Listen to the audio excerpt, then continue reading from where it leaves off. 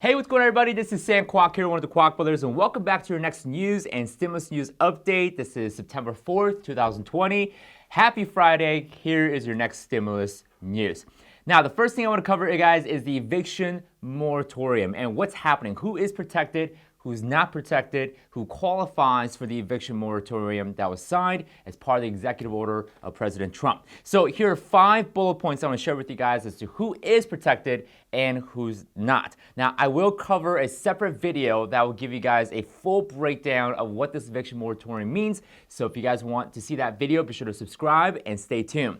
So first thing is that the tenant has tried to use all government assistance that are available right now because of the COVID virus and the coronavirus 19. So if the tenant has tried to use all government assistance, that's the first test.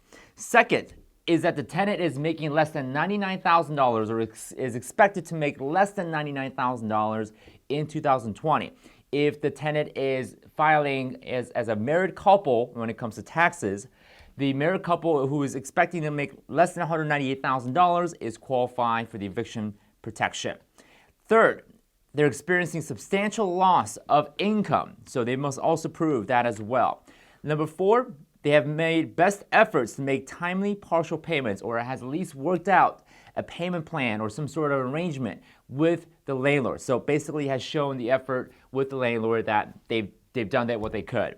Number 5 is that the eviction will likely to cause the tenant to go homeless or they need to move back to another housing situation where they may be crammed with other individuals, and that may spread the coronavirus 19 even faster, or they may have to go back to a housing situation that may be even more expensive than the current housing situation. Now, in order for the tenant to receive such eviction moratorium protection, they need to sign a letter and send it to the landlord. Now, this signed letter is provided by CDC, so if you'd like to have a copy of this letter, I'll go and leave that link down below with the CDC's link in the description. So once again, those are the quick 5 bullet points. I'll go ahead and create a separate video that goes deeper as to how this eviction moratorium will work.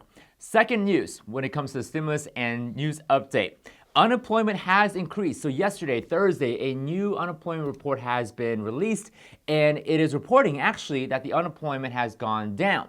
However, the reporting metrics and the reporting methods have also changed, which means that there's no more of an apples-to-apple comparison to the prior weeks of unemployment report. So therefore, it's worth to mention that the unemployment report from yesterday may be inaccurate or invalid when it comes to making any sort of comparison to any prior reports. Many experts actually believe that the unemployment has increased despite the fact that the unemployment report says that the unemployment went down.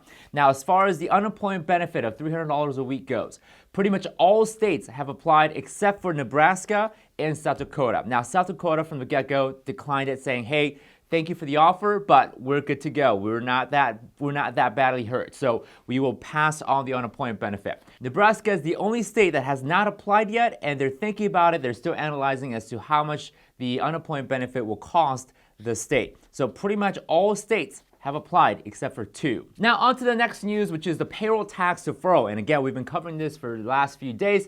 This is not a payroll tax cut, which means that your payroll taxes won't disappear. It's postponed. You do need to pay it eventually.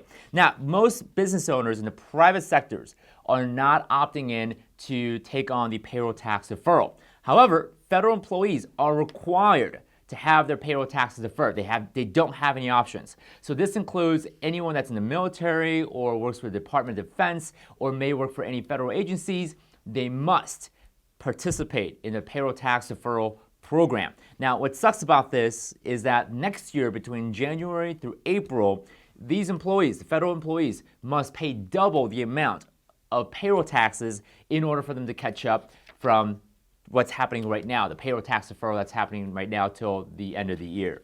So with that being said, that is the payroll tax deferral. Again, we've been covering a lot of information on that, so definitely go catch up if you guys have not gotten the latest news. The last news is that the Senate is back in session next week, after Labor Day, of course. So on Tuesday, Senate will be back in session and possibly discuss the next stimulus package, which is something that we've been waiting for and we've all been anticipating. So if you guys want the latest news, updates, Definitely subscribe to our channel as you don't want to miss out on the latest update. Be sure to hit the bell notification icon because we release these videos on the web. So definitely subscribe, and I'll see you guys in another video.